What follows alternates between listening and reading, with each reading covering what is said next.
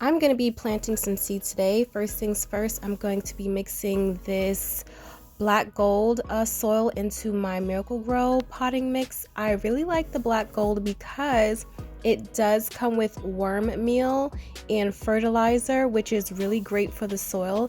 You can do this in a container, in a box, or whatever you have. I just felt like it was convenient to just do it in the bag since the Miracle-Gro bag was big enough. So I'm just gonna do that and mix it around. Yeah.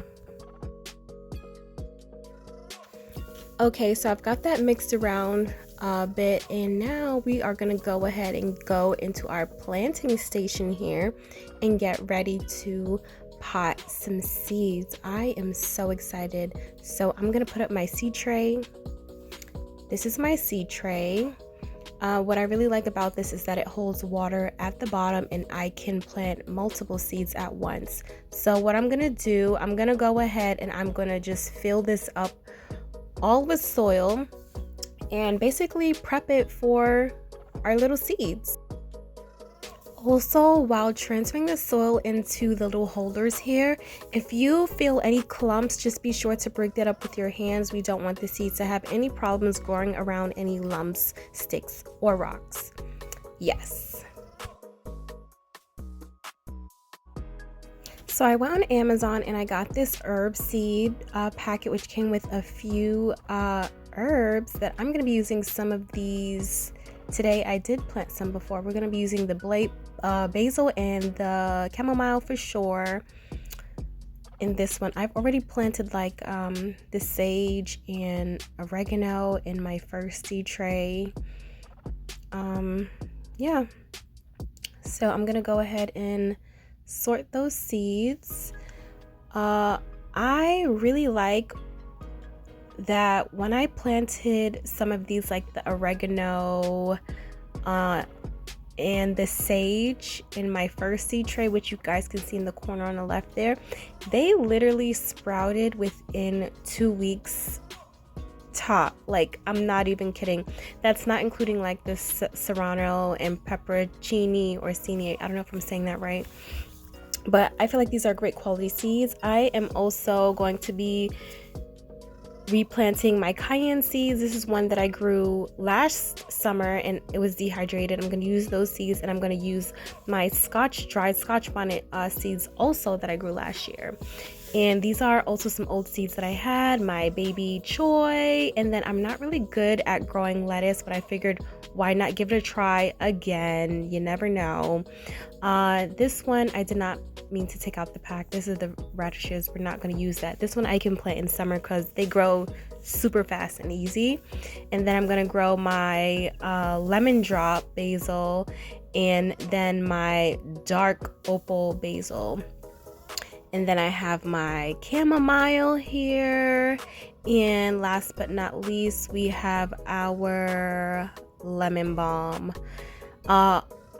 Basically, almost all the herbs are going to be grown indoor. My fruiting plants, like the peppers, I'm going to grow the outside. I'm going to get my little tags out here so that while I'm putting them in, I can literally just write the names on them to know what I put in which slot.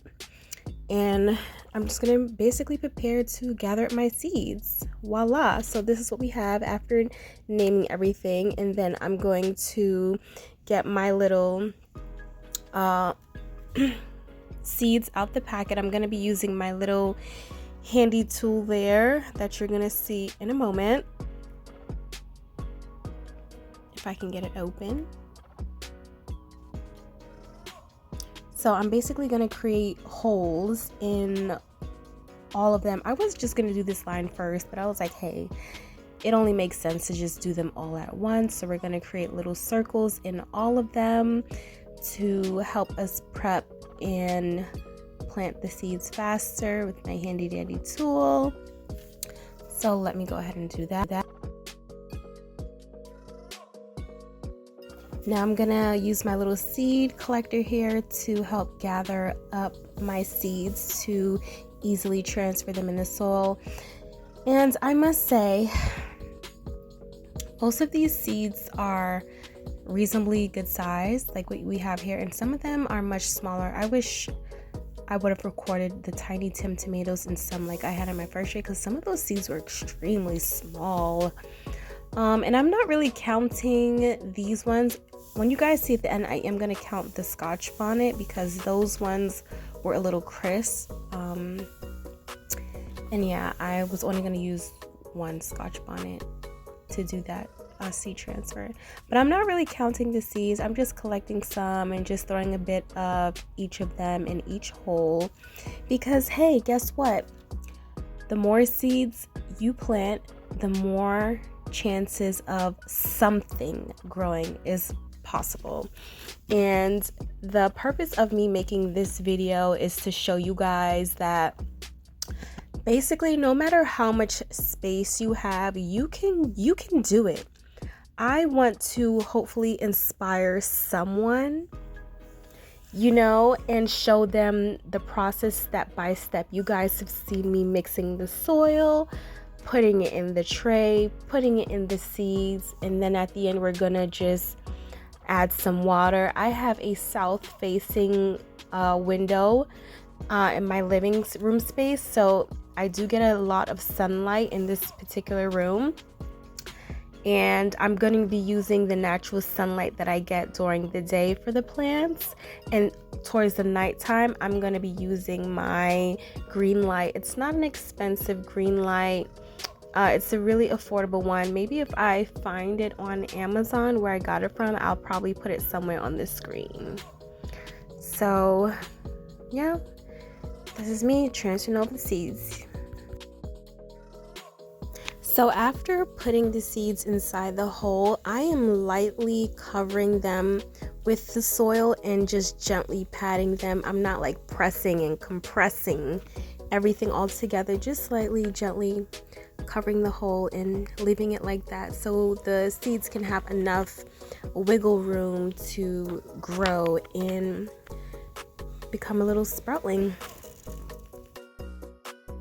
This is going to be the first time using old peppers and utilizing the seeds. I've never done that before, so this is also an experiment for me. And they grew phenomenal last summer, so I'm really hoping the genetics of this plant sprouts and comes through and gives me another beautiful cayenne and Scotch bonnet plant this year. I also use these plants to make my pepper sauce that I sell, so that would be wonderful. Now I'm gonna go ahead and add some water to the bottom of the tray, and I'm gonna let the water soak up from the bottom.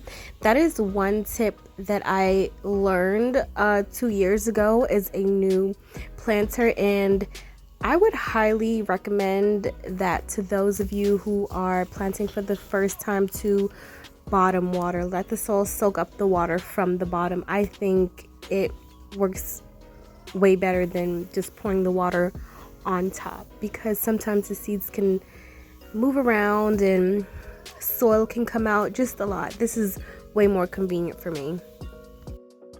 I'm gonna go ahead and cover down my seed starter tray. It's gonna act like a greenhouse effect to help keep the seeds warm until they're ready to sprout. I just want to thank you guys for tuning in to another video. I hope this was inspiring to you all, and I appreciate you so very much if you've made it this far, and I will see you guys in the next one. Happy planting!